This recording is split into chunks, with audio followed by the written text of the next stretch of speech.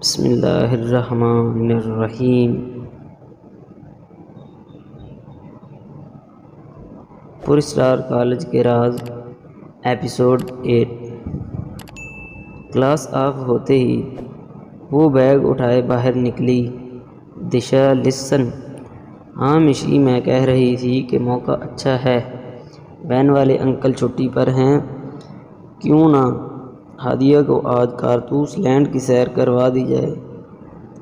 مشال نے شیطانی ہنستے ہوئے کہا، نہ کر مشی، انجام اچھا نہیں ہوگا۔ دشا نے کہا، بکو مت، سب طے ہے، بس پلان بناتے ہیں۔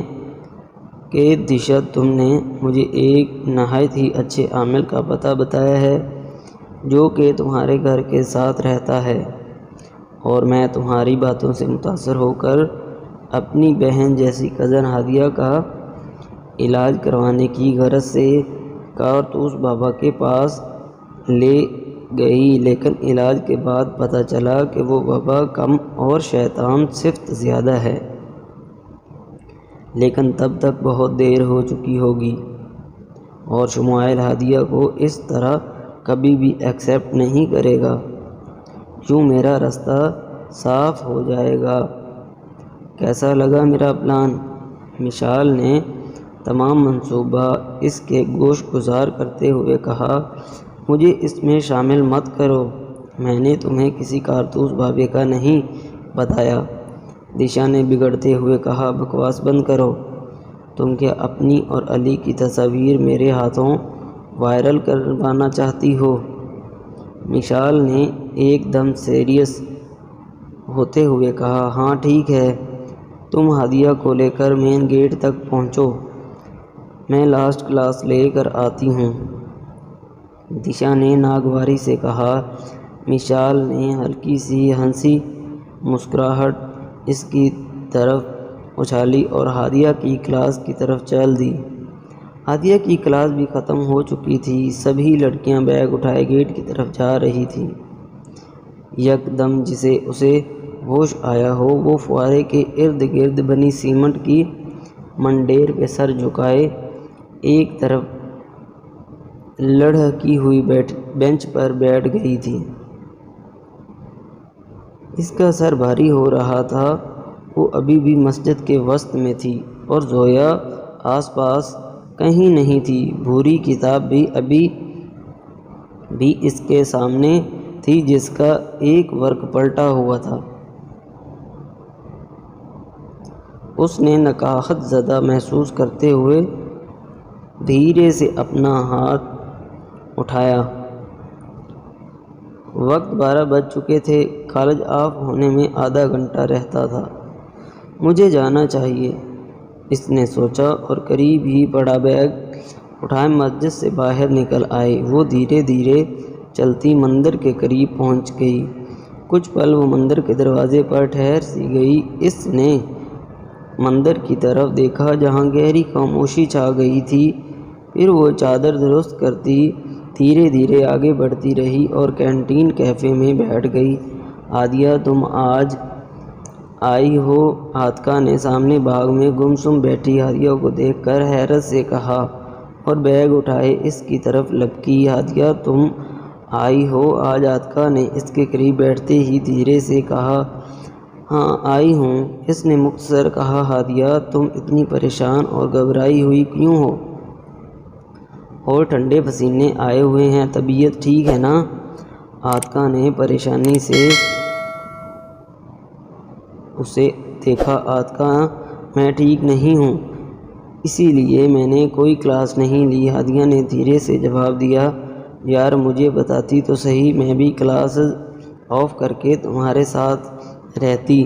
عاتکہ نے اس کے قریب بیٹھتے ہوئے کہا، اچھا ہادیہ سنو، یہ کزن مشال بہت ہی سیلفش ٹائپ کی ہے، اس سے دور رہا کرو۔ عاتکہ نے کہا، کمان عاتکہ، وہ میری بہنوں کی طرح ہے، اور میں نے اپنے لیے کبھی بھی اس کی محبت میں کمی نہیں دیکھی، سو تم بھی ایسا مت سوچو۔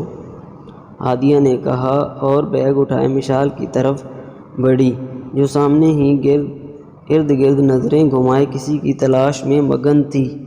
عاتکہ، تعصب سے اسے دیکھتی رہی۔ مشی کہیں تم مجھے تو نہیں ڈھونڈ رہی؟ ہادیہ نے اسے پکارا۔ ہاں ہادیہ، تمہیں ہی ڈھونڈ رہی تھی، پریشان کر دیا تھا تم نے۔ جنوں تمہاری کلاس کی لڑکی ہی نہ کہہ رہی تھی کہ تم ایبسینٹ ہو آج۔ مشال نے دونوں ہاتھوں سے اس کے بازو پکڑے، فکر مندی سے کہا، میری طبیعت ٹھیک نہیں تھی، اس لیے میں آج سارا دن باغ میں ہی بیٹھی رہی۔ ہادیہ نے جواب دیا، چلو پھر ٹھیک ہے، چلتے ہیں۔ آج میری دوست دشا کا وین والا بھی نہیں آیا اور اس کا گھر ہمارے گھر سے تھوڑا پہلے ہی تو ہے، اس لیے وہ بھی ہمارے ساتھ آٹو میں چلے گی، مشال نے کہا اور ہادیہ کے تاثرات دیکھنے لگی۔ ہاں ٹھیک ہے، مشال نے کہا۔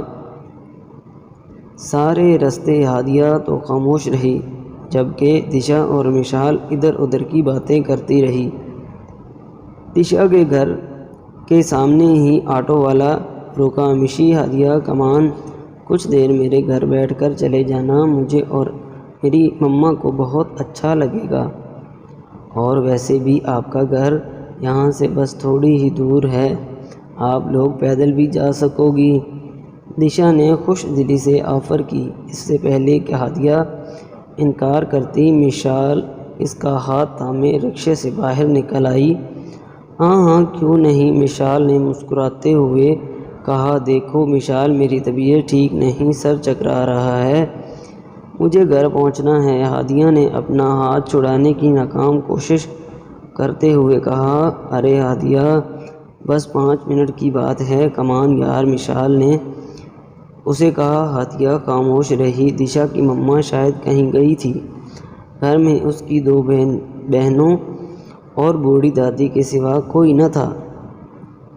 دشا انہیں لاؤنج میں بٹھا کر کچن میں چلی گئی، جبکہ ہادیہ صوفے کی پشت سے ٹیک لگائے وہیں بیٹھی رہی۔ ہادیہ، کیا طبیعت زیادہ خراب ہے؟ جوس کے گلاس اٹھائے اندر آتی دشا نے پریشانی سے پوچھا۔ ہاں ایسے ہی سمجھ لو، سر بہت درد کر رہا ہے، ہادیہ نے پیشانی کو مسلتے ہوئے کہا۔ اس کا گلابی خوبصورت چہرہ سرخ ہوا پڑا تھا، وہ درد کے مارے بار بار اپنے ہونٹ کھینچ رہی تھی۔ لسن ٹو می مائی ہادیہ، یہاں سے چلو، گھر میں بہت ایک ہی بابا ہیں، ان کا ذکر دشا بھی کرتی رہتی ہے، اب آئے ہیں تو کیوں نہ اس نیک ہستی سے دم کروا لیا جائے۔ مشال نے جوس کا گلاس اٹھاتے ہوئے کہا، نہیں، مجھے بس گھر جانا ہے، ایک ٹیبلٹ اور دودھ کے گلاس سے میں ٹھیک ہو جاؤں گی، ہادیہ نے کہا اور جوس اٹھا کر ایک ہی سانس میں پی گئی۔